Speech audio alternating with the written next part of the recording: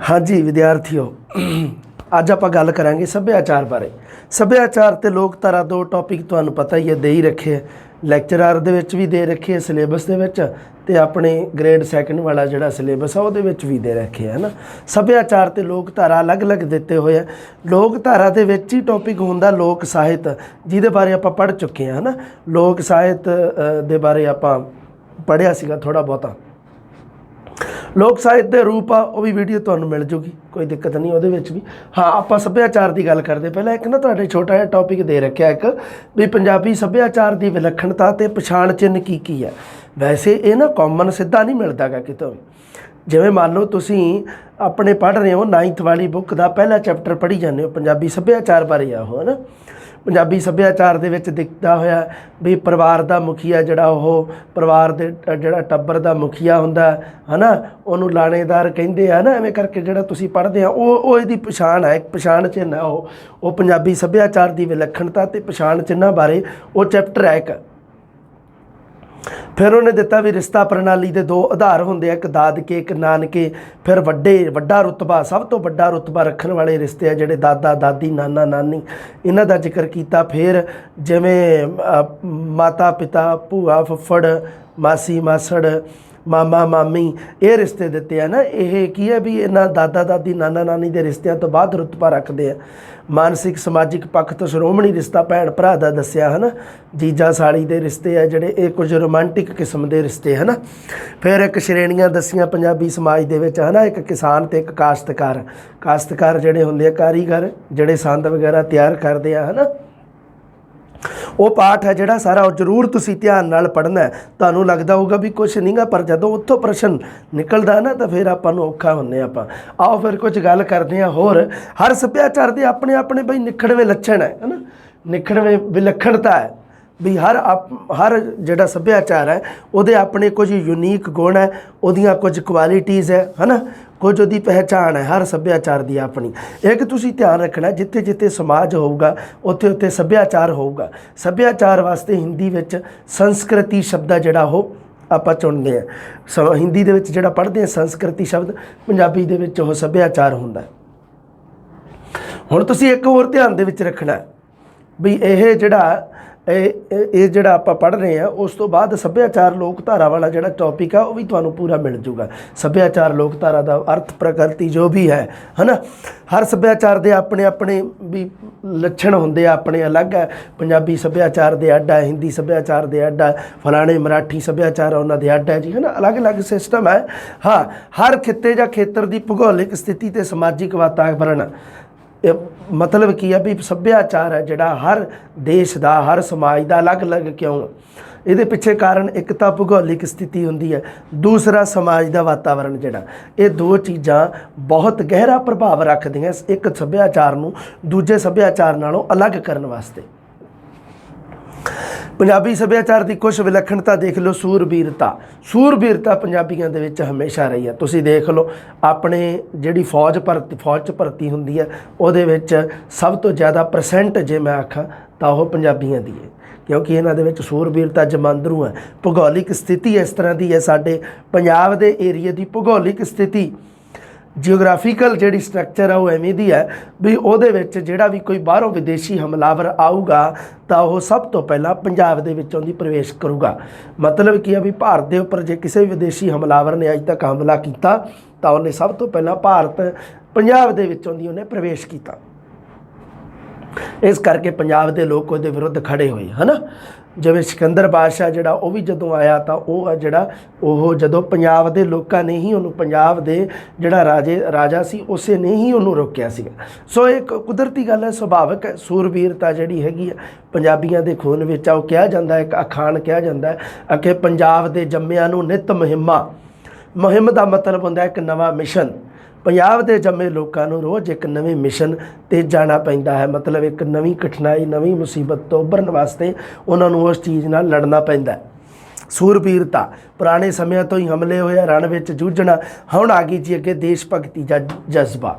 ਜਿਹੜਾ ਫੌਜ ਵਿੱਚ ਭਰਤੀ ਹੋਣ ਦਾ ਮਸਲਾ ਉਹ ਦੇਸ਼ ਭਗਤੀ ਦੇ ਜਜ਼ਬੇ ਦੇ ਵਿੱਚ ਆਉਂਦਾ ਹੈ। ਦੇਸ਼ ਭਗਤੀ ਹੈ ਜਿਹੜੀ ਉਹ ਪੰਜਾਬੀਆਂ 'ਚ ਕੁੱਟ-ਕੁੱਟ ਕੇ ਭਰੀ ਹੋਈ ਹੈ ਜੀ। ਫੌਜ ਵਿੱਚ ਜ਼ਿਆਦਾ ਪ੍ਰਤੀਸ਼ਤ ਹੈ ਪੰਜਾਬੀਆਂ ਦਾ ਆਪਣੀ ਭਾਰਤ ਦੀ ਫੌਜ ਵਿੱਚ ਦੇਖ ਲਓ ਤੁਸੀਂ।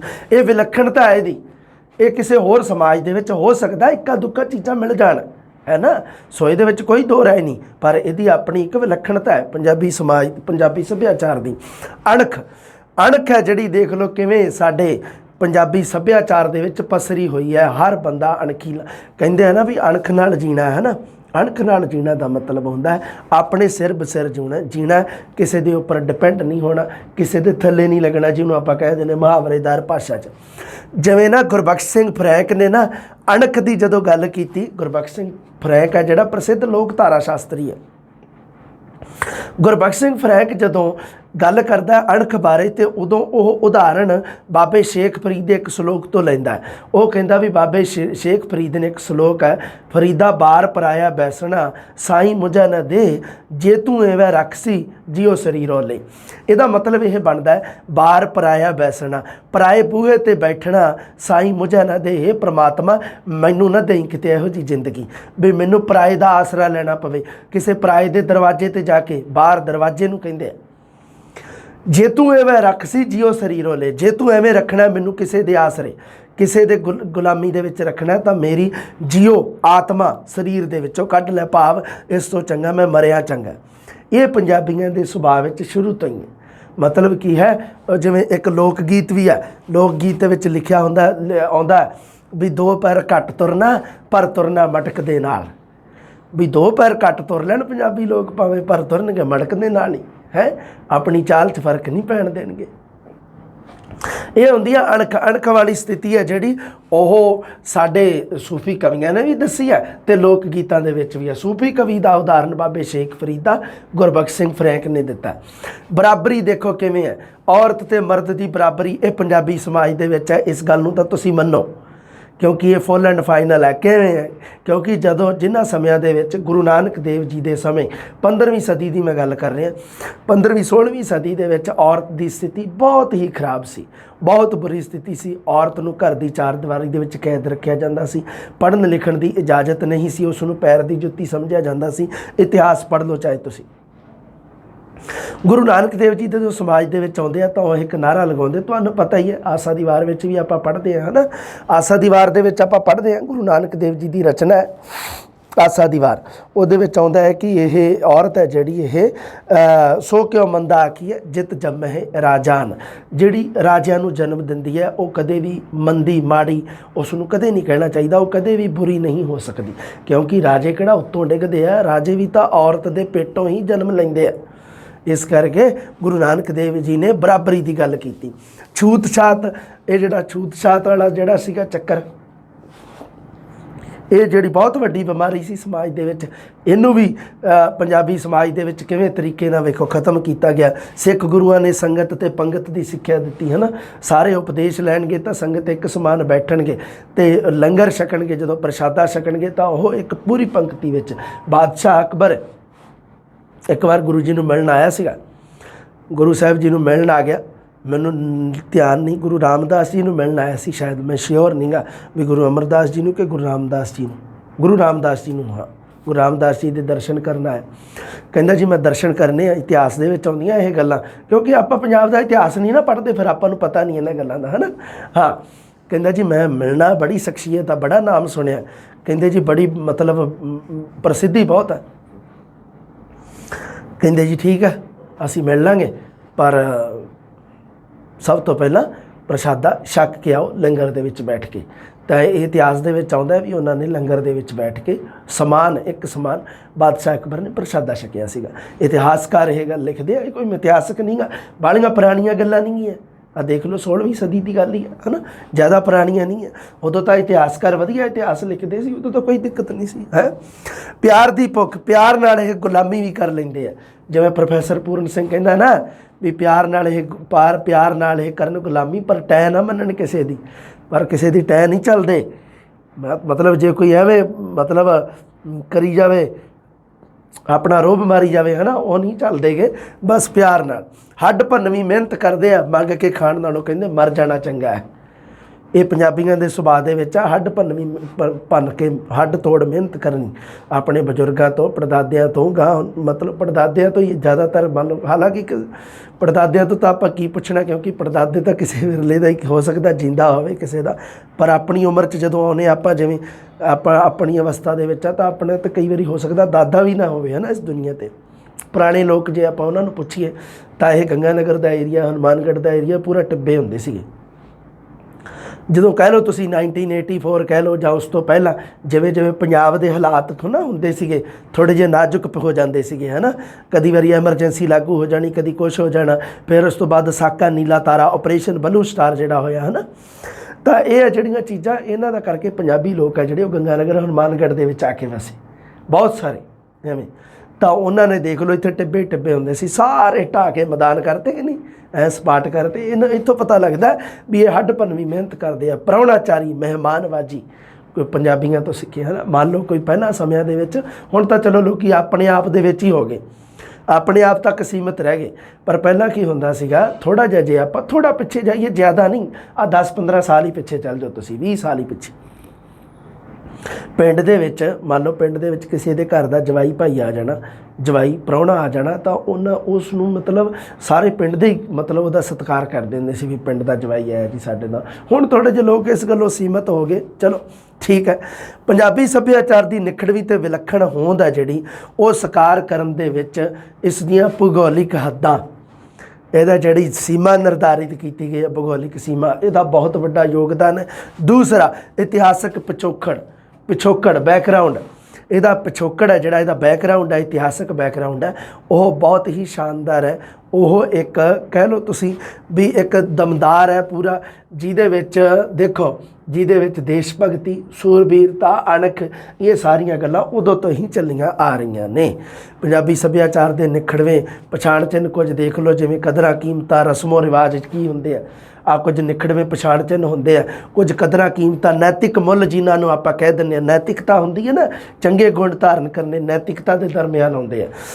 ਕਦਰਾਂ ਕੀਮਤਾਂ ਅਤੇ ਰਸਮ ਰਿਵਾਜ ਕਿਵੇਂ, ਉਹ ਸਮਾਜਿਕ ਮੁੱਲ ਜਿਹੜੇ ਸਮਾਜਿਕ ਲੋੜ ਨੂੰ ਪੂਰਾ ਕਰਨ ਵਾਸਤੇ ਬਣੇ ਹੋਣ ਅਤੇ ਜਨ ਸਮੂਹ ਵੱਲੋਂ ਪ੍ਰਵਾਨਗੀ ਪ੍ਰਾਪਤ ਹੋਣ, ਉਹਨਾਂ ਨੂੰ ਕਿਹਾ ਜਾਂਦਾ ਹੈ ਕਦਰਾਂ ਕੀਮਤਾਂ ਅਤੇ ਰਸਮੋ ਰਿਵਾਜ। ਸਮਾਜਿਕ ਮੁੱਲਾਂ ਦੇ ਪੱਖ ਹੇਠ ਲਿਖਿਆ ਬਾਈ, ਲੋਕਾਚਾਰ, ਸਦਾਚਾਰ। ਕਿਵੇਂ ਲੋਕਾਚਾਰ ਕੀ ਹੁੰਦੇ ਆ, ਰਵਾਇਤੀ ਨਿਯਮ ਹੁੰਦੇ ਆ ਜੋ ਲੋਕ ਵਿਖਾਵੇ ਜਾਂ ਲੋਕ ਚਰਚਾ ਤੋਂ ਬਚਣ ਲਈ ਪੂਰੇ ਕੀਤੇ ਜਾਂਦੇ ਆ, ਉਹਨਾਂ ਨੂੰ ਤਾਂ ਲੋਕਾਚਾਰ ਕਹਿੰਦੇ ਆ। ਅੱਗੇ ਸਦਾਚਾਰ, ਇਹ ਸਮਾਜ ਵੱਲੋਂ ਪ੍ਰਵਾਨਿਤ ਆਦਰਸ਼ ਮੁੱਲ ਹੁੰਦੇ ਆ। ਲੋਕਾਚਾਰ ਰਸਮ ਰਿਵਾਜ ਹਨ ਅਤੇ ਸਦਾਚਾਰ ਸਮਾਜਿਕ ਕਦਰਾਂ ਕੀਮਤਾਂ ਦੇ ਰੂਪ ਵਿੱਚ ਪ੍ਰਚਲਿਤ ਸਮਾਜਿਕ ਮੁੱਲ ਹਨ। ਲੋਕਾਚਾਰ ਅਤੇ ਸਦਾਚਾਰ ਦੀ ਗੱਲ ਕੀਤੀ, ਸ਼ਬਦਾਵਲੀ ਥੋੜ੍ਹੀ ਜਿਹੀ ਔਖੀ ਹੈ ਇਹਦੀ, ਲੋਕ ਧਾਰਾ ਵਾਲੇ ਦੀ ਜਾਂ ਲੋਕ ਸਾਹਿਤ ਵਾਲਾ ਆਪਾਂ ਪੜ੍ਹਦੇ, ਪਰ ਥੋੜ੍ਹਾ ਇਹ ਸਮਝ ਲਿਓ ਤੁਸੀਂ ਇਸ ਗੱਲ ਨੂੰ। ਹਾਂ, ਤਾਬੂ ਇੱਕ ਹੁੰਦਾ, ਤਾਬੂ ਇੱਕ ਹੁੰਦਾ ਟੋਟਮ, ਦੋ ਚੀਜ਼ਾਂ ਪੜ੍ਹਦੇ ਆਪਾਂ। ਤਾਬੂ ਤੁਸੀਂ ਦੇਖ ਲਓ ਵੀ ਕੀ ਚੀਜ਼ ਹੈ। ਹਰ ਸਮਾਜ ਦੇ ਵਿੱਚ ਸਾਂਝੇ ਹੁੰਦੇ ਆ ਜੀ ਕੁਝ ਸਮਾਜਿਕ ਨਿਯਮ ਹੁੰਦੇ ਆ, ਉਹਨਾਂ ਨੂੰ ਤਾਬੂ ਕਿਹਾ ਜਾਂਦਾ। ਮਤਲਬ ਇੱਕ ਸ਼ਬਦ ਹੈ ਇਹ, ਹੋਰ ਕੁਛ ਨਹੀਂ ਗਾ। ਇਹਦਾ ਸ਼ਾਬਦਿਕ ਅਰਥ ਸਮਾਜਿਕ ਨਿਯਮ ਬਣਦਾ। ਤਾਬੂ ਸ਼ਬਦ ਹੈ ਜਿਹੜਾ ਪੋਲੀਨੇਸ਼ੀਆ ਤੋਂ ਉਧਾਰਾ ਲਿਆ ਗਿਆ ਹੈ, ਸਮਾਜ ਵਿਗਿਆਨ ਦੇ ਵਿੱਚ ਵਰਤਿਆ ਜਾਂਦਾ ਹੈ। ਜਿਵੇਂ ਤਾਬੂ ਕਿਹਨੂੰ ਕਿਹਾ ਜਾਂਦਾ, ਜਿਵੇਂ ਆਪਣੇ ਸਮਾਜ ਦੇ ਵਿੱਚ ਪਤੀ ਪਤਨੀ ਦਾ ਆਪਸੀ ਸੰਬੰਧ ਹੈ ਜਿਹੜਾ, ਉਸ ਨੂੰ ਬੜਾ ਮਤਲਬ ਪਾਵਨ ਪਵਿੱਤਰ ਮੰਨਿਆ ਜਾਂਦਾ। ਜੇ ਮੰਨ ਲਓ ਪਤੀ ਜਾਂ ਪਤਨੀ ਦੋਨਾਂ ਦੇ ਵਿੱਚੋਂ ਕੋਈ ਕਿਸੇ ਦਾ ਰਿਲੇਸ਼ਨ ਕਿਸੇ ਮੰਨ ਲਓ ਕਿਸੇ ਥਰਡ ਪਰਸਨ ਨਾਲ ਹੋ ਜੇ, ਤਾਂ ਉਸ ਸਥਿਤੀ ਨੂੰ ਕਿਹਾ ਜਾਂਦਾ ਤਾਬੂ, ਜੋ ਵਰਜਿਤ ਹੈ। ਉਹ ਸਮਾਜਿਕ ਨਿਯਮ ਹੈ ਵੀ ਉਹ ਵਰਜਿਤ ਆ, ਉਹ ਨਹੀਂ ਹੋਣਾ ਚਾਹੀਦਾ। ਜਿਵੇਂ ਮਨੁੱਖ ਵੱਲੋਂ ਮਨੁੱਖ ਦਾ ਮਾਸ ਖਾਣਾ, ਇਹ ਨਹੀਂ ਗਾ, ਇਹ ਤਾਬੂ ਦੇ ਅਧੀਨ ਆਉਂਦੇ ਆ। ਤਾਬੂ ਦੇ ਵਿੱਚ ਕਿਹੜੇ ਨਿਯਮ ਆਉਂਦੇ ਆ ਸਾਡੇ ਸਮਾਜ ਦੇ ਵਿੱਚ? ਤਾਬੂ ਕਿਹੜਾ ਨਿਯਮਾਂ ਨੂੰ ਕਿਹਾ ਜਾਂਦਾ? ਜਿਹੜੇ ਨਿਯਮ ਨਿਰਧਾਰਿਤ ਕੀਤੇ ਗਏ ਆ ਸਮਾਜ ਵੱਲੋਂ ਵੀ ਇਹ ਵਰਜਿਤ ਆ, ਇਹ ਨਿਸ਼ੇਧ ਆ, ਵੀ ਇਹ ਤੁਸੀਂ ਨਹੀਂ ਕਿਸੇ ਵੀ ਹਾਲਤ ਦੇ ਵਿੱਚ ਇਹ ਨਿਯਮ ਤੁਸੀਂ ਤੋੜ ਨਹੀਂ ਸਕਦੇ, ਉਹਨਾਂ ਨੂੰ ਕਿਹਾ ਜਾਂਦਾ ਤਾਬੂ। ਪੱਕੇ ਨਿਯਮ ਆ, ਫਿਕਸ ਆ। ਪਤੀ ਪਤਨੀ ਤੋਂ ਬਿਨਾਂ ਕੋਈ ਹੋਰ ਸੰਬੰਧ ਨਹੀਂ ਹੋ ਸਕਦਾ। ਮਨੁੱਖ ਵੱਲੋਂ ਮਨੁੱਖ ਦਾ ਮਾਸ ਖਾਣਾ, ਇਹ ਕਦੇ ਨਹੀਂ ਹੋ ਸਕਦਾ। ਜਿਵੇਂ ਹਿੰਦੂ ਸਮਾਜ ਦੇ ਵਿੱਚ ਗਊ ਹੱਤਿਆ, ਇਹ ਕਦੇ ਵੀ ਇਹ ਤਾਬੂ ਦੇ ਵਿੱਚ ਆਉਂਦੀ ਹੈ। ਇਹ ਉਹ ਨਿਯਮ ਹੈ ਜਿਹੜਾ ਪੱਕਾ ਨਿਰਧਾਰਿਤ ਕੀਤਾ ਗਿਆ ਹੈ ਨਾ। ਸੋ ਇਹ ਹੈ ਜਿਹੜੇ ਇਹ ਤਾਬੂ ਇੱਕ ਸਮਾਜ ਵਾਸਤੇ, ਮੰਨ ਲਓ ਇੱਕ ਸਮਾਜ ਦੇ ਵਿੱਚ ਕੁਛ ਚੀਜ਼ ਨਿਯਮ ਤਾਬੂ ਹੈ, ਦੂਸਰੇ ਸਮਾਜ ਦੇ ਵਿੱਚ ਹੋ ਸਕਦਾ ਵੀ ਉਹ ਤਾਬੂ ਨਾ ਹੋਣ, ਹੈ ਨਾ। ਹੁਣ ਜਿਵੇਂ ਹਿੰਦੂ ਸਮਾਜ ਦੇ ਵਿੱਚ ਗਊ ਹੱਤਿਆ ਜਿਹੜੀ, ਉਸ ਨੂੰ मतलब की है भी उसनों नाजायज़ उसनों गलत मन्निया जाता है भी नहीं बिल्कुल नहीं किसी हालत दे विच हो ही नहीं सकती यह गल। पर मान लो भी गऊ है जी उस दे मतलब की है भी जिहड़ा आपां कहते हैं बीफ है ना गऊ के मांस नूं बीफ तो वह बीफ है जिहड़ा साडे देश दे विच ही अदर किसी भी साडे देश दे विच ही कई हिस्सिਆਂ ਦੇ ਵਿੱਚ कईयां 'च तां बैन है तो कईयां दे विच नहीं गा बैन। तुसीं देख सकते हो इस गल नूं है ना तुसी इस चीज़ नूं विचार के देख लो चाहे तुसी मतलब एक चीज़ मैं किसी कोई धर्म की गल नहीं कर रहा मैं सिर्फ तुहानूं ताबू बारे समझाउणा चाह रहा होर कुछ नहीं। समझ लो तुसी इस गल लो। चलो आपां उदाहरण ही होर लै लैंदे हां। मान लो पति पत्नी का अपने समाज दे विच पति पत्नी का किसी होर इलावा जिहड़ा संबंध है उसनूं गलत कहा जाता उसनूं नाजायज़ संबंधां की श्रेणी च रखिया जाता है। ठीक है गल क्लीयर है जी। पर कई समाज इहो जिहे आ जिस समाज दे विच अदर परसन दे नाल संबंध है उन्होंने ताबू की श्रेणी दे विच नहीं रखा जाता उसनूं जायज़ दसिया जाता है। बस इन्नी गल ही मैं दसना चाहुंदा भी मतलब कि भी सभ्याचार है जिहड़ा वो सर्व व्यापक है पर हर मुल्क का अपना हर समाज का अपना सभ्याचार अलग है ਵੱਖ है। मैं ये गल तुहानूं दसनी चाहुंदा भी वो एक समाज दे विच नियम जो निर्धारित लागू हुंदे आ वो हो सकता है दूसरे समाज दे विच निर्धारित ना होण ये कोई जरूरी नहीं गा। पंजाबी अनेक समाजिक धार्मिक भूगोलिक इकाइयों का समूह है। पंजाब है जिहड़ा पंजाब का खेत्र है जिहड़ा बहुत सारिया समाजिक धार्मिक भूगोलिक इकाइयों का समूह है। कुछ रस्म रिवाज एक फिरके लिए प्रमुख तो दूजे लिए महत्वहीन होंदे है ना। हुण पंजाब के समाज दे विच ही ला लो तुसीं कल्ले सिख थोड़ा रहिंदे आ हिंदू भी रहिंदे आ मुस्लिम भी रहिंदे आ ईसाई भी रहिंदे आ। सो ये की है भी उन्होंने जिहड़े अलग है सिस्टम अपना अलग है। एक फिरके वास्ते कुछ रस्म रिवाज प्रमुख हो सकते हैं वो तो किसी दूसरे फिरके किसी दूसरी कौम वास्ते वही रस्मो रिवाज किसी काम के नहीं ये जरूरी नहीं गा।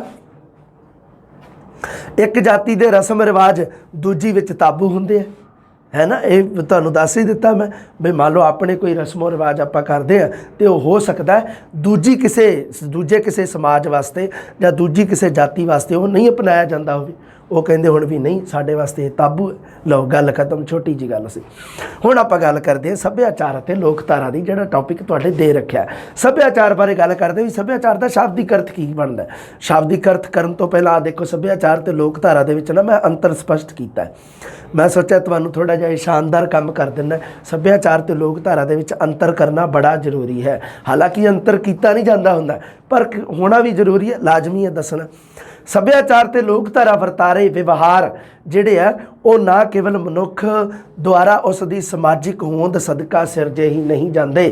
मतलब कहण दा ये इत्थे गल भी मनुख समाज है जिहड़ा मनुख दे करके है समाज दे विच रहिंदियां होइयां मनुख है जिहड़ा वो सभ्याचार की पालना करता है। सगों सिरजे जाण उपरंत इस संबंधित समाज के विलक्षण लक्षणों को निर्धारित करने के सहयोगी भी बनते हैं। जिहड़े समाज ने वो सभ्याचार नियम निर्धारित किए उस समाज को समझण दे विच सहायक भी होंदे आ सभ्याचारक गुण। सभ्याचार ते लोकधारा विच अंतर देख लो भी। सब तो पहला गल करदे सभ्याचार बारे। सभ्याचार जिहड़ा अंग्रेजी शब्द कल्चर तो आपां जे पंजाबी विच कहीए तां सभ्याचार है ते कल्चर नूं आपां हिंदी च कहीए तां संस्कृति है।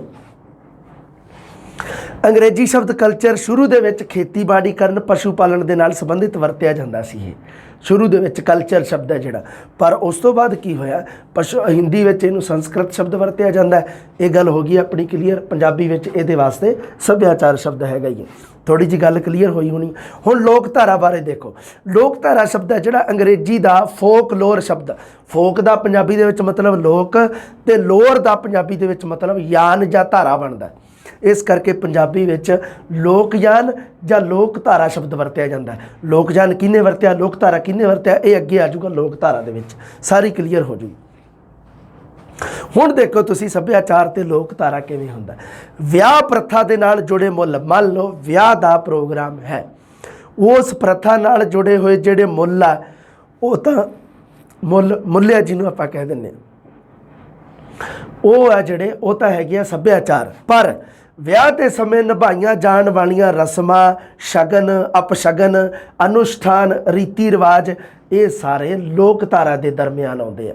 ये तो है ठीक है। हुण सुनो दोबारे गल मैं दोबारे दस देना लोकधारा ते सभ्याचार की एक लैन दे विच मैं दसदा फर्क भी। विआह दा मान लो प्रोग्राम है विआह दे प्रोग्राम दे विच जिहड़े कोई रस्मो रिवाज जिहड़ियां कोई रीतियां जिहड़े कोई अनुष्ठान जिहड़ी कोई रीति रिवाज ਆਪਾਂ ਕਰਵਾ ਰਹੇ ਹਾਂ, ਕੀਤਾ ਜਾ ਰਿਹਾ, ਉਹ ਤਾਂ ਹੈਗਾ ਲੋਕ ਧਾਰਾ। ਉਹਨਾਂ ਦੇ ਪਿੱਛੇ ਮਹੱਤਵ ਕੀ ਆ ਉਸ ਚੀਜ਼ ਦਾ, ਉਹਨੂੰ ਕਿਹਾ ਜਾਂਦਾ ਹੈ ਸੱਭਿਆਚਾਰ। ਠੀਕ ਹੈ ਬਾਈ, ਗੱਲ ਕਲੀਅਰ। ਅਗਲੀ ਗੱਲ ਸੁਣੋ, ਜਿਵੇਂ ਹੁਣ ਲੋਕ ਗੀਤਾਂ 'ਤੇ ਆ ਜਾਓ, ਵਿਆਹ ਦੀ ਗੱਲ ਛੱਡੋ, ਚਲੋ ਆ ਜਾਓ।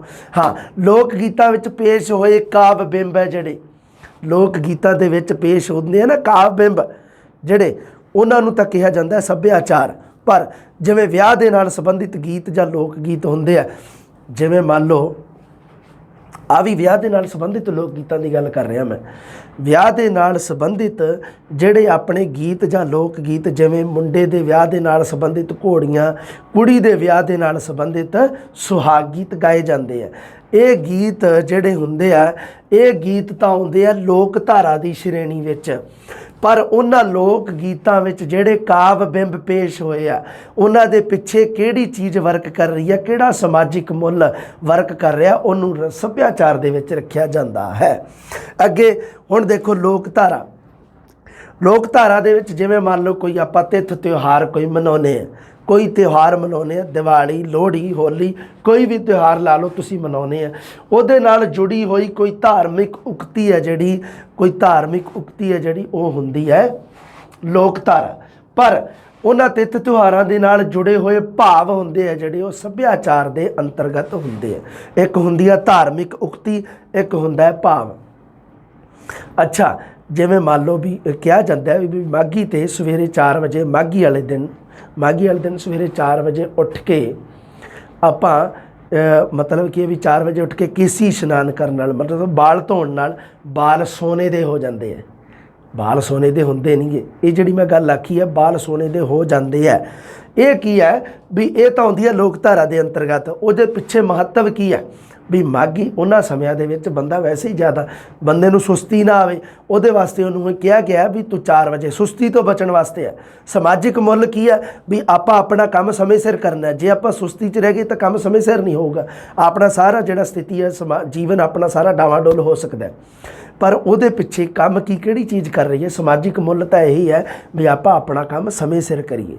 ਕਿ ਸਵੇਰੇ 4 ਵਜੇ ਉੱਠ ਕੇ ਕੇਸੀ ਇਸ਼ਨਾਨ ਕਰਨ ਦਾ ਮਹੱਤਵ ਤਾਂ ਇਹੀ ਹੈ ਵੀ ਆਪਾਂ ਸਵੇਰੇ ਟਾਈਮ ਨਾਲ ਉੱਠੀਏ, ਸਮੇਂ ਸਿਰ ਆਪਣਾ ਤਿਆਰ ਵਗੈਰਾ ਹੋ ਜਾਈਏ, ਹੈ ਨਾ। ਇਹ ਚੀਜ਼ਾਂ ਸੱਭਿਆਚਾਰ ਦੇ ਅੰਤਰਗਤ ਆਉਂਦੀਆਂ। ਲੋਕ ਧਾਰਾ ਦੇ ਅੰਤਰਗਤ ਉਹ ਹੈ, ਉਹ ਜਿਹੜਾ ਪਿੱਛੇ ਸਮਾਜਿਕ ਮਿੱਥ ਜਿਹੜੀ ਨਿਰਧਾਰਿਤ ਕੀਤੀ ਗਈ ਹੈ, ਧਾਰਮਿਕ ਉਕਤੀ ਇਹ ਹੈ ਵੀ ਸਵੇਰੇ ਮਾਘੀ ਵਾਲੇ ਦਿਨ 4 ਵਜੇ ਉੱਠ ਕੇ ਜੇ ਆਪਾਂ ਨਹਾਵਾਂਗੇ ਤਾਂ ਆਪਣੇ ਵਾਲ ਸੋਨੇ ਦੇ ਹੋ ਜਾਣਗੇ। ਅਤੇ ਵਾਲ ਆਪੇ ਹੀ ਸੋਨੇ ਦੇ ਹੋ ਜਾਣਗੇ ਜਦੋਂ ਆਪਾਂ ਸਵੇਰੇ ਟਾਈਮ ਨਾਲ ਉੱਠ ਕੇ ਨਹਾਉਣ ਲੱਗ ਗਏ, ਤੇ ਆਪੇ ਹੀ ਸੋਨਾ ਹੀ ਸੋਨਾ, ਸੋਨੇ 'ਤੇ ਸੁਹਾਗਾ ਹੈ ਫਿਰ ਤਾਂ ਹੈ। ਜਿਵੇਂ ਖੁਦ ਰਸਮ ਜਿਹੜੀ, ਕੋਈ ਵੀ ਆਪਾਂ ਰਸਮੋ ਰਿਵਾਜ ਜਿਹੜਾ ਆਪਾਂ ਅਪਣਾਉਂਦੇ ਹਾਂ, ਉਹ ਆਪਣੇ ਆਪ ਦੇ ਵਿੱਚ ਲੋਕ ਧਾਰਾ ਦਾ ਪੱਖ ਪੂਰਦੀ ਹੈ। ਪਰ ਉਸ ਰਸਮ ਨਾਲ ਜੁੜੇ ਅਰਥ ਹੁੰਦੇ ਆ ਜਿਹੜੇ ਵੀ ਇਹ ਰਸਮ ਕਿਉਂ, ਇਹਦੇ ਪਿੱਛੇ ਕਾਰਨ ਉਹ ਹੈ ਜਿਹੜੇ ਉਹ ਸੱਭਿਆਚਾਰਕ ਸਿਰਜਣਾ ਦਾ ਭਾਗ ਹੁੰਦੇ ਆ। ਸੱਭਿਆਚਾਰ ਹੈ ਜਿਹੜਾ ਜ਼ਿਆਦਾ ਵਿਸ਼ਾਲ ਪੱਧਰ 'ਤੇ ਮਾਨਵੀ ਵਿਹਾਰ ਨੂੰ ਪ੍ਰਦਰਸ਼ਿਤ ਕਰਦਾ, ਵਧੇਰੇ ਵਿਸ਼ਾਲ ਹੈ ਇਹਦਾ ਦਾਇਰਾ। ਪਰ ਇਸ ਦੇ ਅੰਤਰਗਤ ਨਿਸ਼ਚਿਤ ਲੱਛਣਾਂ ਵਾਲੇ ਵਰਤਾਰੇ ਹੀ ਸ਼ਾਮਲ ਹੁੰਦੇ ਹਨ। ਇਹਦੇ ਅੰਤਰਗਤ ਨਿਸ਼ਚਿਤ ਲੱਛਣਾਂ ਵਾਲੇ ਵਰਤਾਰੇ ਹੁੰਦੇ ਆ। ਵਰਤਾਰਾ ਵਿਵਹਾਰ ਨੂੰ ਕਹਿੰਦੇ ਆ ਬਈ। ਤੁਰੰਤ ਲਿਖੀ ਜਾਂ ਬੋਲੀ ਕਵਿਤਾ ਸੱਭਿਆਚਾਰ ਦੇ ਖੇਤਰ ਦੀ ਚੀਜ਼ ਹੈ। ਪਰ ਵਰਤਮਾਨ ਸਮੇਂ ਦੀ ਕੋਈ ਵੀ ਸਿਰਜਣਾ, ਕੋਈ ਵੀ ਤੁਰੰਤ ਜਾਂ ਲਿਖੀ ਜਾਂ ਬੋਲੀ ਕੋਈ ਵੀ ਕਵਿਤਾ, ਉਹ ਲੋਕ ਧਾਰਾ ਦੇ ਖੇਤਰ ਦੀ ਚੀਜ਼ ਨਹੀਂ ਹੁੰਦੀ ਪਰੰਪਰਾ ਦੇ ਕਾਰਨ। ਕਿਉਂਕਿ ਲੋਕ ਧਾਰਾ ਦੇ ਵਿੱਚ ਉਹੀ ਚੀਜ਼ ਹੁੰਦੀ ਹੈ ਜਿਹੜੀ ਪਰੰਪਰਾ ਵਾਲੀ ਹੁੰਦੀ। ਇਹਦੇ ਵਿੱਚ ਵੀ ਪਰੰਪਰਾ ਹੁੰਦੀ ਹੈ, ਪਰ ਜਿਵੇਂ ਮੰਨ ਲਓ ਕੋਈ ਤਾਜ਼ੀ ਤੁਸੀਂ ਚੀਜ਼ ਲਿਖੀ ਹੈ ਜਿਹੜੀ ਸਮਾਜ ਦੇ ਬਾਰੇ, ਸਮਾਜ ਦੇ ਪ੍ਰਥਾਏ ਆਪਾਂ ਲਿਖੀ ਹੈ ਜਿਹੜੀ ਸਾਡੇ ਸਮਾਜ ਬਾਰੇ, ਮੰਨ ਲਓ ਪੰਜਾਬੀ ਸਮਾਜ ਦੇ ਸੱਭਿਆਚਾਰ ਦੀ ਗੱਲ ਕਰੀਏ, ਪੰਜਾਬੀ ਸਮਾਜ ਦੇ ਬਾਰੇ ਕੋਈ ਇਹੋ ਜਿਹੀ ਚੀਜ਼ ਲਿਖੀ ਗਈ ਜਿਹੜੀ ਪੰਜਾਬੀ ਸਮਾਜ ਵਾਸਤੇ ਮਹੱਤਵਪੂਰਨ ਹੈ, ਉਹ ਸੱਭਿਆਚਾਰ ਦੀ ਸ਼੍ਰੇਣੀ 'ਚ ਆਊਗੀ। ਜਦੋਂ ਉਹੀ ਸਮਾਂ ਪੈ ਕੇ ਕਾਫੀ ਸਮਾਂ ਪੁਰਾਣੀ ਹੋ ਜੂਗੀ, ਪਰੰਪਰਾਗਤ ਰੂਪ ਵਿੱਚ ਹੋ ਜੂਗੀ, ਤਾਂ ਉਦੋਂ ਉਹ ਲੋਕ ਧਾਰਾ ਦੇ ਅੰਤਰਗਤ ਆਉਣੀ ਸ਼ੁਰੂ ਹੋ ਜੂਗੀ। ਨੋਟ ਕਰਕੇ ਕੁਝ ਗੱਲਾਂ ਲਿਖੀਆਂ ਬਾਈ, 3-4 ਯਾਦ ਰੱਖਣੀਆਂ ਤੁਸੀਂ। ਮਾਨਵ ਵਿਗਿਆਨੀ ਕਹਿੰਦੇ ਆ ਵੀ ਲੋਕ ਧਾਰਾ ਮਨੁੱਖੀ ਸੱਭਿਆਚਾਰ ਦਾ ਅੰਗ ਮਾਤਰ ਹੈ। ਮਾਨਵ ਵਿਗਿਆਨੀ ਕਹਿੰਦੇ ਵੀ ਲੋਕ ਧਾਰਾ ਸੱਭਿਆਚਾਰ ਦਾ ਇੱਕ ਅੰਗ ਹੈ, ਕਹਿਣ ਦਾ ਮਤਲਬ। ਪਰ ਲੋਕ ਧਾਰਾ ਸ਼ਾਸਤਰੀ ਹੈ ਜਿਹੜੇ ਸਾਡੇ, ਜਿਨ੍ਹਾਂ ਨੇ ਲੋਕ ਧਾਰਾ ਦੇ ਉੱਪਰ ਖੋਜ, ਸਰਚ, ਵਿਚਾਰ ਕੀਤੀ ਹੈ, ਉਹ ਕਹਿੰਦੇ ਵੀ ਲੋਕ ਜਿਹੜੇ ਹੈਗੇ ਆ, ਲੋਕ ਸੱਭਿਆਚਾਰ ਹੈ ਜਿਹੜਾ, ਉਹ ਲੋਕ ਧਾਰਾ ਦਾ ਇੱਕ ਤੱਤ ਹੈ। ਉਹ ਉਲਟਾ ਕਹਿੰਦੇ ਆ, ਉਹ ਕਹਿੰਦੇ ਵੀ ਇਹ ਇੱਕ ਤੱਤ ਹੈ ਲੋਕ ਸੱਭਿਆਚਾਰ ਹੈ ਜਿਹੜਾ ਲੋਕ ਧਾਰਾ ਦਾ। ਯਾਦ ਰੱਖਣੀ ਹੈ ਤੁਸੀਂ। ਲੋਕ ਸਾਹਿਤ ਦੀ ਤੁਲਨਾ ਤਾਂ ਬਰਸਾਤੀ ਨਾਲਿਆਂ ਨਦੀਆਂ ਨਾਲਿਆਂ ਦੇ ਨਾਲ ਕੀਤੀ ਜਾਂਦੀ ਹੈ ਤੇ ਵਿਸ਼ਿਸ਼ਟ ਸਾਹਿਤ ਦੀ ਤੁਲਨਾ ਮੁਸਤਦੀਪ ਨਹਿਰ ਦੇ ਨਾਲ ਕੀਤੀ ਜਾਂਦੀ ਹੈ। ਦੋਨੇ ਗੱਲਾਂ ਤੁਸੀਂ ਯਾਦ ਰੱਖਣੀਆਂ। ਜਿਹੜੀ ਮਤਲਬ ਕੀ ਹੈ ਵੀ ਲੋਕ ਸਾਹਿਤ ਨੂੰ ਆਪਾਂ ਲੋਕ ਧਾਰਾ ਦੇ ਅੰਤਰਗਤ ਵਿਚਾਰਦੇ ਹਾਂ। ਲੋਕ ਧਾਰਾ ਦਾ ਇੱਕ ਪਾਰਟ ਹੈ ਲੋਕ ਸਾਹਿਤ। ਲੋਕ ਧਾਰਾ ਦੇ ਅੱਗੇ ਭਾਗ ਕਰੀਏ ਤਾਂ ਲੋਕ ਸਾਹਿਤ ਆਪਾਂ ਪਹਿਲਾਂ ਪੜ੍ਹਦੇ ਹਾਂ। ਮਤਲਬ ਲੋਕ ਸਾਹਿਤ ਦੀ ਤੁਲਨਾ ਤਾਂ ਬਰਸਾਤੀ ਨਦੀਆਂ ਨਾਲਿਆਂ ਨਾਲ ਕੀਤੀ ਜਾਂਦੀ ਹੈ, ਵਿਸ਼ਿਸ਼ਟ ਸਾਹਿਤ ਦੀ ਤੁਲਨਾ ਮੁਸਤਦੀਪ ਨਹਿਰ ਨਾਲ ਕੀਤੀ ਜਾਂਦੀ ਹੈ। ਜਦੋਂ ਕੋਈ ਲੋਕ ਧਾਰਾਈ ਵਰਤਾਰਾ ਵਿਸ਼ਲੇਸ਼ਣ ਦੇ ਅਮਲ ਵਿੱਚੋਂ ਲੰਘਦਾ ਹੈ ਤਾਂ ਉਹ ਲੋਕ ਧਾਰਾ ਦੀ ਚੀਜ਼ ਨਹੀਂ ਰਹਿੰਦਾ, ਸਗੋਂ ਸੱਭਿਆਚਾਰਕ ਦਸਤਾਵੇਜ਼ ਬਣ ਜਾਂਦਾ ਹੈ। ਜਦੋਂ ਕਿਸੇ ਮੰਨ ਲਓ ਲੋਕ ਧਾਰਾ ਦੇ ਜਦੋਂ ਕਿਸੇ ਟੌਪਿਕ ਨੂੰ ਆਪਾਂ ਉਹਦਾ ਵਿਸ਼ਲੇਸ਼ਣ ਸੰਸਲੇਸ਼ਣ ਕਰਦੇ ਹਾਂ ਤਾਂ ਉਸ ਸਥਿਤੀ ਦੇ ਵਿੱਚ ਉਹਦੇ ਸਮਾਜਿਕ ਮੁੱਲ ਨਿਕਲ ਕੇ ਬਾਹਰ ਆਉਂਦੇ ਆ। ਉਦੋਂ ਉਹ ਲੋਕ ਧਾਰਾ ਵਾਲਾ ਨਹੀਂ ਰਹਿੰਦਾ, ਉਦੋਂ ਸੱਭਿਆਚਾਰਕ ਬਣ ਜਾਂਦਾ। ਸਿਰਫ ਸ਼ਬਦਾਵਲੀ ਯਾਦ ਰੱਖਣੀ ਆ ਤੁਸੀਂ, ਬਹੁਤ ਇੰਪੋਰਟੈਂਟ ਗੱਲਾਂ ਸਿੱਧੀਆਂ ਭਾਵੇਂ ਰੱਟ ਕੇ ਚੱਲ ਜਾਓ ਮੇਰੇ ਵੱਲੋਂ। ਲਓ ਹੁਣ ਗੱਲ ਕਰਦੇ ਆਪਾਂ ਸੱਭਿਆਚਾਰ ਦੀ।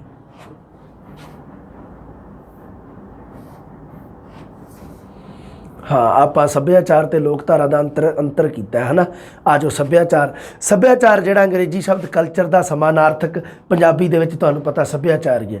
आर वान टिल ने कल्चर के अर्थ किए धरती वाहुणा जां धरती जोतना, क्योंकि ये खेतीबाड़ी दे नाल संबंधित शब्द सी। पहला इहदी परिभाषा E.B. टाइलर की कहता सभ्याचार एक इहो जी जटिल इकाई है जिहदे विच ज्ञान विश्वास कला नैतिकता कानून रीति रिवाज होर सब समर्थावां ते आदतां जो मनुख ने समाज के मैंबर होने के नाते ग्रहण कीतियां होण वो शामिल हैं।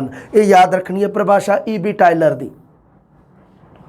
ब्रानिस्लाव मैलिनोवस्की की कहता भी सभ्याचार वो जंतर है जिस राही मनुख अपनियां सरीरक लोड़ां पूरियां करता है। बहुत इंपोर्टेंट परिभाषा है।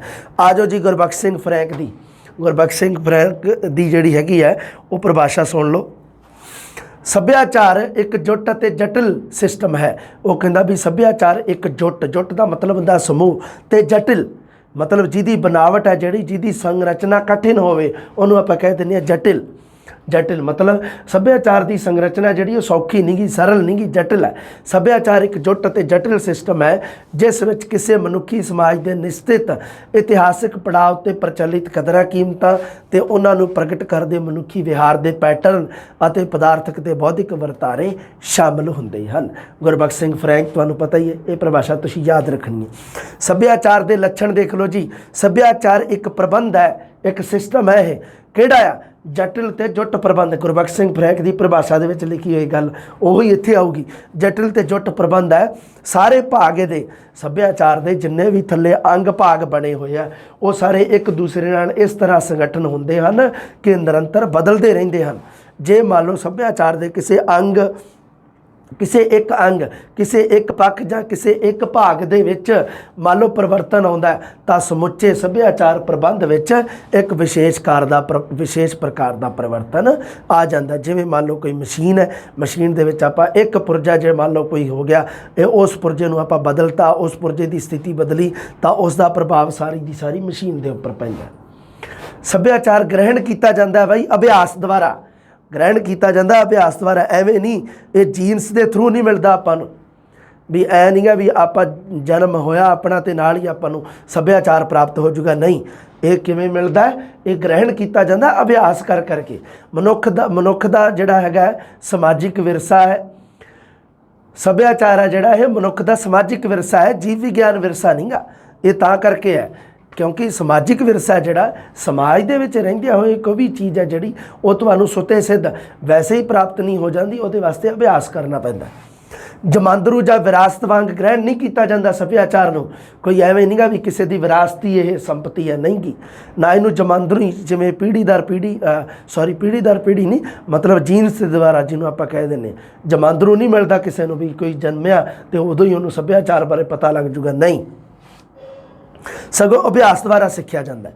मनुख की हर नवीं पुश्त पीढ़ी है जिहड़ी उन्होंने सभ्याचार नवे सिरे तो सीखना पैंदा है। हर नवीं पीढ़ी है वो पिछली पीढ़ी तो सभ्याचार प्राप्त करती है, सभ्याचार प्राप्त करती है पर उस पीढ़ी नूं वेख के वो जिवें जिवें सभ्याचार अपनाउंदी है उवें उवें अगली पीढ़ी। इस करके जमांदरू नहीं है। सभ्याचार परिवर्तनशील है भाई। कोई भी समाज है जिहड़ा वो सभ्याचार तो सखना खाली नहीं गा। कोई भी समाज है उहदे विच सभ्याचार जरूर हैगा। हर समाज जिहड़ा सभ्याचार रखता है निरंतर परिवर्तन के अमल विचों लंघ रहा हुंदा है। सभ्याचार सर्व व्यापक है। सर्व व्यापक हुंदा जिहड़ी चीज़ हर जगह पर मौजूद होए। जिथे जिथे समाज होऊगा उत्थे उत्थे सभ्याचार भी होऊगा। जिथे मनुखी समाज होऊगा उत्थे सभ्याचार भी होऊगा। हर सभ्याचार के कुछ मुख अंग साझे हुंदे आ। हर सभ्याचार दे विच कुछ अंग साझे है, सारे साझे नहीं गे। हर समाज का अपना एक वखरा सभ्याचार है। गल क्लीयर है ये तो। पर कुछ अंग सभ्याचार दे एवें जो हर सभ्याचार दे विच कॉमन है। देखो किहड़े किहड़े। भाषा हर सभ्याचार दे विच ही हुंदी है। ठीक है, भाषा अलग अलग हो सकती है पर भाषा तो हैगी है ना। लोकधारा, धर्म, दर्शन, शिल्प कला ये जिहड़े ये सभ्याचार दे अंग है जिहड़े हर सभ्याचार दे विच कॉमन है। ये सर्व व्यापक होने के बावजूद भी हर सभ्याचार की अपनी एक निवेकली होंद ते पहचान हुंदी है। मनुखी लोड़ां की पूर्ति करता भी सभ्याचार। हर लोड़ नूं पूरा करने वास्ते सिरजी गई सिरजना का कोई ना कोई मनोरथ जरूर हुंदा है। सभ्याचार के जिन्ने भी अंग है, जिन्ने भी अंगां की सिरजना निर्माण किया गया उन्हां दे पिछे कोई ना कोई मनोरथ है, उद्देश्य है। वैसे भी कहा जाता है भी कोई भी रचना, साहित्यक रचना है वो मनोरथ तो उद्देश्य तो रहत नहीं हो सकती। हर सभ्याचारक सिरजना किसी पद्धर ते मानवी लोड़ां की उपज है। मैलिनोवस्की ने सभ्याचार नूं मनुख की प्राथमिक ते गौण लोड़ां की संतुष्टि करन दी मुढ़ली शर्त वजों दर्शाया है। आ याद रखनी है तुसीं गल। अगली गल सुनो, सभ्याचार मनुखी समाज का वरतारा है जी। सभ्याचार मनुख की समूहिक सिरजना है। ये मनुखी समाज का वरतारा है। और ये की कहंदा, रूथ बेनेडिक्ट की कहंदा, कोई भी व्यक्ति अपने सभ्याचार विच जिस विच कि रह रहा होंदा है तो बिना अपनी संभावनावां दे दूर तक नहीं पहुँच सकता। जे मान लो कोई बंदा किसी भी समाज नाल जुड़िया उस समाज का सभ्याचार उसनूं अपनाउणा ही पऊगा। अगली गल देखो, एडमंड लीच की एक परिभाषा है दी हुई है। कहता सभ्याचारक वरतारे की बुनियादी बनतर की खोज करदिआं असीं मनुखी सुभाਅ बारे नवीं खोजां कर रहे हुंदे हां। सभ्याचार की संचित होने की विलक्षणता, सभ्याचार की संचित मतलब इकट्ठा, सभ्याचार की एक विलक्षणता अलग पहचान है। संचित हुंदा है किवें? पदार्थक सभ्याचार जिहड़ा हुंदा है अपनी हर किरत संभाल के रखता है। इस नूं कहा जाता है संचित होना, अपनी हर किरत नूं इकट्ठी करके रखना। पदार्थक सभ्याचार की गल कीती है मैं। अगे सभ्याचार के प्रकार होणगे, उहदे विच एक पदार्थक सभ्याचार होऊगा, उदों तुहानूं पता लग जू पदार्थक सभ्याचार की है। जिवें जिवें समा बीतदा है मनुख के सभ्याचारक विकास की गति तेज हुंदी है। प्रतीक प्रबंध हुंदे आ जी। अजकल सभ्याचार नूं प्रतीक प्रबंध वजों मन्निया जाण लगा भी ये साडे प्रतीक प्रबंध है जी। प्रतीक सभ्याचार के अंग, सभ्याचार के भाग 3 पदार्थक सभ्याचार आ गया ना। आ जिहड़ा 7वें नंबर वाले टॉपिक का पदार्थक, प्रतिमानक सभ्याचार ते बोधात्मक सभ्याचार। पदार्थक सभ्याचार देख लो किहड़ा है, वो अवस्था जो मनुख ने सिरजियां हैं, मनुख वरतदा है, जिवें काम धंधे, साजो समान, पहरावा, हार श्रृंगार, रहन सहन, खाण पीण, ये चीज़ां तां पदार्थक सभ्याचार के अंतर्गत आउंदियां। प्रतिमानक सभ्याचार किहड़े हुंदे आ? फ्रैंक की आंदा है, गुरबख्श सिंह फ्रैंक कहंदा ये मनुखी व्यवहार लई प्रतिमान ਜਾਂ नियम स्थापित किए हुंदे हन ਅਤੇ मनुखी व्यवहार ਨੂੰ नियमित करके ये अगवाई दिता है। इनू कहा जाता है प्रतिमानक सभ्याचार। कुछ नियम निर्धारित किए समाज के विच रहण दे, उन्हां नूं आपां अतिक्रमण नहीं कर सकते, है ना। भी जिवें सरीरक संबंध की गल है, सरीरक संबंध फिजिकल रिलेशन जिन्होंने आप कह दें, वो पशुओं के विच देख लो, पशु है जिहड़े किते भी ये क्रिया कर लेंदे। एक तुहानूं गल समझाउणा है, पर मनुख अंत तक अपनियां संभावनावां हंडाउंदा है। वो कदे भी उस चीज़ का अतिक्रमण नहीं करूगा क्योंकि समाज उसनूं ये चीज़ इजाजत नहीं दिंदा। इहनूं कहा जाता प्रतिमानक सभ्याचार। ये 2 तरह का हुंदा, निर्देशात्मक ते निखेधात्मक। निर्देश देना भी ये करो, निखेधात्मक हुंदा ये ना करो। वैसे ही कॉमन ही है, होर कुछ नहीं गा। असली गल तो उत्ते ही रह गई फ्रैंक वाली जितों प्रश्न बनना होगा। बोधात्मक सभ्याचार जिवें विचार, वतीरे, विश्वास करना, कोई साहित होया, कला होया, धर्म, इतिहास, फलसफा, ये सारे बोधात्मक सभ्याचार मतलब बुद्धि के नाल संबंधित सभ्याचार है जिहड़ा उहनूं बोधात्मक सभ्याचार कहंदे आ। अगे आपां गल करदे हां लोकधारा बारे। ਫੋਕਲੋਰ ਸ਼ਬਦ ਹੈ ਜਿਹੜਾ ਅੰਗਰੇਜ਼ੀ ਦੇ ਵਿੱਚ ਲੋਕਧਾਰਾ ਵਾਸਤੇ ਫੋਕਲੋਰ ਸ਼ਬਦ ਵਰਤਿਆ ਜਾਂਦਾ ਹੈ। ਇਹਦੀ ਵਰਤੋਂ 1846 ਦੇ ਵਿੱਚ ਵਿਲੀਅਮ ਜਾਨ ਥਾਮਸ ਨੇ ਕੀਤੀ ਸੀ ਅੰਗਰੇਜ਼ੀ ਵਿੱਚ। ਪੰਜਾਬੀ ਵਿੱਚ ਫੋਕਲੋਰ ਸ਼ਬਦ ਦੀ ਵਰਤੋਂ ਸਭ ਤੋਂ ਪਹਿਲਾਂ ਬਾਬਾ ਬੁੱਧ ਸਿੰਘ ਨੇ ਰਾਜਾ ਰਸਾਲੂ ਦੇ ਵਿੱਚ ਕੀਤੀ ਹੈ। ਬਈ ਬਾਬਾ ਬੁੱਧ ਸਿੰਘ ਪਹਿਲਾ ਪੰਜਾਬੀ ਆਲੋਚਕ ਹੈ, ਧਿਆਨ ਰੱਖਣਾ ਤੁਸੀਂ। ਹੰਸ ਚੋਗ ਕੋਇਲ ਕੂਤੇ ਬੰਬੀਹਾ ਬੋਲ 3 ਪੁਸਤਕਾਂ ਲਿਖਦਾ। ਉਹਦੇ ਵਿੱਚ ਇੱਕ ਰਾਜਾ ਰਸਾਲੂ ਉਹ ਲਿਖਦਾ ਲੇਖ ਜਿਹਦੇ ਵਿੱਚ ਫੋਕਲੋਰ ਸ਼ਬਦ ਦੀ ਵਰਤੋਂ ਕਰਦਾ। ਵਣਜਾਰਾ ਬੇਦੀ ਨੇ ਇੱਕ ਗੱਲ ਕਹੀ ਹੈ ਬਾਬਾ ਬੁੱਧ ਸਿੰਘ ਬਾਰੇ। ਉਹ ਕਹਿੰਦਾ ਵੀ ਬਾਬਾ ਬੁੱਧ ਸਿੰਘ ਨੇ ਫੋਕਲੋਰ ਸ਼ਬਦ ਮਤਲਬ ਅੰਗਰੇਜ਼ੀ ਵਾਲਾ ਹੀ ਸ਼ਬਦ ਪੰਜਾਬੀ 'ਚ ਹੂ ਬਹੂ ਮਤਲਬ ਜਿਹਨੂੰ ਆਪਾਂ ਕਹਿ ਦਿੰਦੇ ਤਤਸਮ ਸ਼ਬਦ ਵਰਤਿਆ 3 ਵਾਰ ਵਰਤਿਆ ਜੀ ਵਣਜਾਰਾ ਬੇਦੀ ਦੇ ਅਨੁਸਾਰ। ਇੱਕ ਵਾਰ ਤਾਂ ਫੋਕਲੋਰ ਵਰਤਿਆ ਤੇ ਦੂਜੀ ਤੇ ਤੀਜੀ ਵਾਰ ਉਹਨੇ ਕਹਾਣੀ ਸ਼ਬਦ ਵਰਤਿਆ। ਫੋਕਲੋਰ ਨੂੰ ਪੰਜਾਬੀ ਵਿੱਚ ਅਨੁਵਾਦ ਉਹਨੇ ਕਹਾਣੀ ਕੀਤਾ ਬਾਬਾ ਬੁੱਧ ਸਿੰਘ ਨੇ। ਇਹ ਗੱਲ ਕੌਣ ਕਹਿੰਦਾ? ਵਣਜਾਰਾ ਬੇਦੀ, ਸੁਹਿੰਦਰ ਸਿੰਘ ਵਣਜਾਰਾ ਬੇਦੀ ਕਹਿੰਦਾ। ਵਣਜਾਰਾ ਬੇਦੀ ਨੇ ਖੁਦ ਆ ਸਾਰੇ ਲੋਕਧਾਰਾ ਸ਼ਾਸਤਰੀ ਹੈ। ਵਣਜਾਰਾ ਬੇਦੀ ਹੋਇਆ, ਜਿਵੇਂ ਕਰਨੈਲ ਸਿੰਘ ਥਿੰਦ ਹੋਇਆ, ਇੱਕ ਆਪਾਂ ਹੋਰ ਪੜ੍ਹਦੇ ਹੁੰਦੇ ਹਾਂ ਨਾ ਜਿਹਦਾ ਗਿੱਧਾ ਲੇਖ ਹੈ ਦਵਿੰਦਰ ਸਤਿਆਰਥੀ। ਹਾਂ, ਵਣਜਾਰਾ ਬੇਦੀ ਨੇ ਫੋਕਲੋਰ ਵਾਸਤੇ ਲੋਕਧਾਰਾ ਸ਼ਬਦ ਦੀ ਵਰਤੋਂ ਕੀਤੀ ਹੈ। ਲੋਕਧਾਰਾ ਸ਼ਬਦ ਆਪਾਂ ਲੋਕਧਾਰਾ ਟੌਪਿਕ ਪੜ੍ਹ ਰਹੇ ਹਾਂ, ਇਹਨੂੰ ਲੋਕਧਾਰਾ ਨਾਮ ਵਣਜਾਰਾ ਬੇਦੀ ਨੇ ਦਿੱਤਾ। ਡਾਕਟਰ ਹਰਭਜਨ ਸਿੰਘ ਪ੍ਰਸਿੱਧ ਪੰਜਾਬੀ ਕਵੀ ਹੈ ਜਿਹੜਾ, ਉਹਨੇ ਇਹਨੂੰ ਕਿਹਾ ਸੀ ਲੋਕ ਵੇਦ। ਪ੍ਰਿੰਸੀਪਲ ਤੇਜਾ ਸਿੰਘ ਨੇ ਨਾਮ ਲਿਆ ਸੀ ਲੋਕ ਪਰੰਪਰਾ, ਪ੍ਰਸਿੱਧ ਨਿਬੰਧਕਾਰ ਜਿਹੜਾ। ਪਾਕਿਸਤਾਨੀ ਲੇਖਕ ਜਿੰਨੇ ਵੀ ਪੰਜਾਬੀ ਲੇਖਕ ਹੋਏ ਆ ਉਹ ਇਸ ਨੂੰ ਲੋਕ ਵਿਰਸਾ ਨਾਮ ਦਿੰਦੇ ਆ ਫੋਕਲੋਰ ਨੂੰ। ਅੱਛਾ, ਕਰਨੈਲ ਸਿੰਘ ਥਿੰਦ ਨੇ ਇਹਨੂੰ ਨਾਮ ਦਿੱਤਾ ਲੋਕ ਯਾਨ। ਤੁਹਾਨੂੰ ਮੈਂ ਦੱਸਿਆ ਸੀ ਨਾ ਬਈ ਫੋਕ ਦਾ ਮਤਲਬ ਤਾਂ ਲੋਕ ਬਣਦਾ ਤੇ ਲੋਰ ਦਾ ਮਤਲਬ ਬਣਦਾ ਯਾਨ ਜਾਂ ਧਾਰਾ। ਅੱਛਾ, ਵਣਜਾਰਾ ਬੇਦੀ ਨੇ ਤਾਂ ਲੋਕ ਧਾਰਾ ਸ਼ਬਦ ਵਰਤ ਲਿਆ, ਕਰਨੈਲ ਸਿੰਘ ਥਿੰਦ ਨੇ ਲੋਕ ਯਾਨ ਸ਼ਬਦ ਵਰਤ ਲਿਆ। ਠੀਕ ਹੈ, ਗੱਲਾਂ ਕਲੀਅਰ ਆ, ਬਹੁਤ ਇੰਪੋਰਟੈਂਟ ਗੱਲਾਂ ਯਾਦ ਰੱਖਣੀਆਂ ਤੁਸੀਂ। ਅੱਗੇ ਆ ਜਾਓ ਲੋਕਧਾਰਾ ਦੀ ਪਰਿਭਾਸ਼ਾ ਤੇ। ਮਾਰੀਅਮ ਬਾਰਬੋ ਨੇ ਪਰਿਭਾਸ਼ਾ ਦਿੱਤੀ ਹੈ। ਕੀ ਕਹਿੰਦਾ? ਲੋਕਧਾਰਾ ਦਾ ਅਰਥ ਉਹ ਸਭ ਕੁਝ ਹੈ ਜੋ ਕਿ ਪੁਰਾਣੇ ਸਮਿਆਂ ਤੋਂ ਅੱਜ ਤੀਕ ਮਨੁੱਖੀ ਸੱਭਿਆਚਾਰ ਦਾ ਹਿੱਸਾ ਬਣਦਾ ਰਿਹਾ ਹੈ। ਗੱਲ ਕਲੀਅਰ ਹੈ ਜੀ, ਪਰਿਭਾਸ਼ਾ ਹੂ ਬਹੂ ਯਾਦ ਰੱਖਣੀ ਹੈ ਤੁਸੀਂ। ਆਰਚਰ ਟੇਲਰ ਕੀ ਕਹਿੰਦਾ? ਆਰਚਰ ਟੇਲਰ ਕਹਿੰਦਾ ਲੋਕਧਾਰਾ ਅਜਿਹੀ ਸਮੱਗਰੀ ਹੈ ਜੋ ਪਰੰਪਰਾਗਤ ਰੂਪ ਵਿੱਚ ਪ੍ਰਾਪਤ ਹੁੰਦੀ ਹੈ। ਇਹ ਜ਼ਬਾਨੀ ਰੂਪ ਵਿੱਚ, ਲਿਖਤੀ ਰੂਪ 'ਚ ਨਹੀਂ, ਜ਼ਬਾਨੀ ਰੂਪ ਵਿੱਚ ਲੋਕ ਗੀਤਾਂ, ਲੋਕ ਕਹਾਣੀਆਂ, ਬੁਝਾਰਤਾਂ, ਅਖੌਤ ਮਤਲਬ ਅਖਾਣ ਅਤੇ ਕਈ ਹੋਰ ਰੂਪਾਂ ਵਿੱਚ ਸ਼ਬਦਾਂ ਦੁਆਰਾ ਸੁਰੱਖਿਅਤ ਕੀਤੀ ਜਾਂਦੀ ਹੈ। ਆਰਚਰ ਟੇਲਰ ਦੀ ਪਰਿਭਾਸ਼ਾ ਬਹੁਤ ਸੋਹਣੀ ਹੈ। ਵਣਜਾਰਾ ਬੇਦੀ ਦੀ ਪਰਿਭਾਸ਼ਾ ਨਾਰਮਲ ਗੱਲ ਹੈ, ਤੁਸੀਂ ਯਾਦ ਰੱਖਣੀ ਹੈ ਇਹਨੂੰ। ਲੋਕਧਾਰਾ ਲੋਕ ਸੰਸਕ੍ਰਿਤੀ ਦਾ ਪਸਾਰ ਅਤੇ ਲੋਕ ਮਨ ਦੀ ਸਹਿਜ ਅਭਿਵਿਅਕਤੀ ਹੋਣ ਕਰਕੇ ਕਿਸੇ ਜਾਤੀ ਦੀ ਸੰਸਕ੍ਰਿਤੀ ਦਾ ਮੂਲ ਸੱਚ ਹੈ। ਇਹ ਵਣਜਾਰਾ ਬੇਦੀ ਦੀ ਲਿਖੀ ਹੈ। ਕਰਨੈਲ ਸਿੰਘ ਥਿੰਦ ਕੀ ਕਹਿੰਦਾ? ਕਰਨੈਲ ਸਿੰਘ ਥਿੰਦ ਕਹਿੰਦਾ ਪਰੰਪਰਾਗਤ ਰੂਪ ਵਿੱਚ ਪ੍ਰਾਪਤ ਲੋਕ ਸੰਸਕ੍ਰਿਤੀ ਦੇ ਅੰਸ਼ਾਂ ਅਤੇ ਪ੍ਰਾਚੀਨ ਸੱਭਿਆਚਾਰ ਦੇ ਅਵਸ਼ੇਸ਼ਾਂ ਨਾਲ ਭਰਪੂਰ ਲੋਕ ਸਮੂਹ ਦਾ ਉਹ ਗਿਆਨ। ਲੋਕ ਸਮੂਹ ਸ਼ਬਦ ਪਹਿਲਾਂ ਵਰਤਦਾ ਹੋਇਆ ਇੱਕ ਜਗ੍ਹਾ ਤੇ, ਲੋਕ ਸਮੂਹ ਇੱਕ ਸ਼ਬਦ ਵਰਤਦਾ, ਲੋਕ ਸਮੂਹ ਦਾ ਉਹ ਗਿਆਨ ਜਿਸ ਵਿੱਚ ਲੋਕ ਮਾਨਸ ਦੀ ਅਭਿਵਿਅਕਤੀ ਹੋਵੇ, ਜਿਸ ਨੂੰ ਲੋਕ ਸਮੂਹ ਪ੍ਰਵਾਨਗੀ ਦੇਵੇ ਅਤੇ ਪੀੜ੍ਹੀ ਦਰ ਪੀੜ੍ਹੀ ਅੱਗੇ ਤੋਰੇ, ਉਸ ਨੂੰ ਲੋਕ ਗਿਆਨ ਕਿਹਾ ਜਾਂਦਾ ਹੈ। ਆਪਣੀ ਪਰਿਭਾਸ਼ਾ ਦੇ ਵਿੱਚ ਉਹ 3 ਸ਼ਬਦ ਵਰਤਦਾ। ਲੋਕ ਸਮੂਹ ਮਤਲਬ ਪੂਰਾ ਸਮਾਜ, ਦੂਸਰਾ ਲੋਕ ਮਾਨਸ ਲੋਕਾਂ ਦੀ ਮਾਨਸਿਕਤਾ, ਤੀਸਰੀ ਗੱਲ ਲੋਕ ਸਮੂਹ ਜਿਸ ਨੂੰ ਲੋਕ ਸਮੂਹ ਪ੍ਰਵਾਨਗੀ ਦੇਵੇ। ਅੱਛਾ, ਇੱਕੋ ਹੀ ਆ ਗਏ ਸ਼ਬਦ, ਠੀਕ ਹੈ, ਗੱਲ ਕਲੀਅਰ ਹੈ, ਤਾਂ ਇੱਕੋ ਹੀ ਸ਼ਬਦ ਹੈ। ਹਾਂਜੀ, ਕਰਨੈਲ ਸਿੰਘ ਥਿੰਦ ਦੀ ਪਰਿਭਾਸ਼ਾ ਤੁਸੀਂ ਯਾਦ ਰੱਖਣੀ ਹੈ। ਲੋਕਧਾਰਾ ਦੇ ਤੱਤ ਕਿਹੜੇ ਕਿਹੜੇ ਹੈ? ਲੋਕਧਾਰਾ ਦੇ ਤੱਤਾਂ ਦੀ ਗੱਲ ਕਰਦੇ ਹਾਂ। ਸਭ ਤੋਂ ਪਹਿਲਾਂ ਮੌਖਿਕਤਾ। ਲੋਕਧਾਰਾ ਦੀ ਜਿੰਨੀ ਵੀ ਸਮੱਗਰੀ ਹੁੰਦੀ ਹੈ ਉਹ ਮੁੱਖ ਤੌਰ 'ਤੇ ਲੋਕਾਂ ਦੇ ਬੋਲ ਹੁੰਦੀ ਹੈ ਤੇ ਉਹਨਾਂ ਦੁਆਰਾ ਕੀਤੇ ਕਾਰਜਾਂ ਦੇ ਆਧਾਰ 'ਤੇ ਇਕੱਠੀ ਕੀਤੀ ਜਾਂਦੀ ਹੈ। ਜਿਸ ਸੱਭਿਆਚਾਰ ਵਿੱਚ ਭਾਸ਼ਾ ਦਾ ਕੋਈ ਲਿਖਤੀ ਰੂਪ ਨਹੀਂ ਹੁੰਦਾ, ਉਹਦੇ ਵਿੱਚ ਲਗਭਗ ਸਾਨੂੰ ਪਤਾ ਵੀ ਸਾਰਾ ਜਿਹੜਾ ਸਾਹਿਤ ਹੋਊਗਾ ਉਹ ਲਗਭਗ ਮੌਖਿਕ ਹੋਊਗਾ। ਲੋਕਧਾਰਾ ਸਾਹਿਤ ਇਹਦਾ ਮਤਲਬ ਇਹ ਕਦੇ ਨਹੀਂਗਾ ਵੀ ਇਹ ਲਿਖਤੀ ਨਹੀਂ ਹੋ ਸਕਦਾ, ਲਿਖਤੀ ਵੀ ਹੁੰਦਾ, ਪਰ ਇਹਦੀ ਪ੍ਰਾਥਮਿਕਤਾ, ਇਹਦਾ ਝੁਕਾਵ ਹੈ ਜਿਹੜਾ ਉਹ ਮੌਖਿਕਤਾ ਵੱਲ ਹੈ। ਇਸ ਕਰਕੇ ਇਹ ਮੌਖਿਕਤਾ ਵੱਲ ਇਹਦਾ ਜ਼ਿਆਦਾ ਝੁਕਾਵ।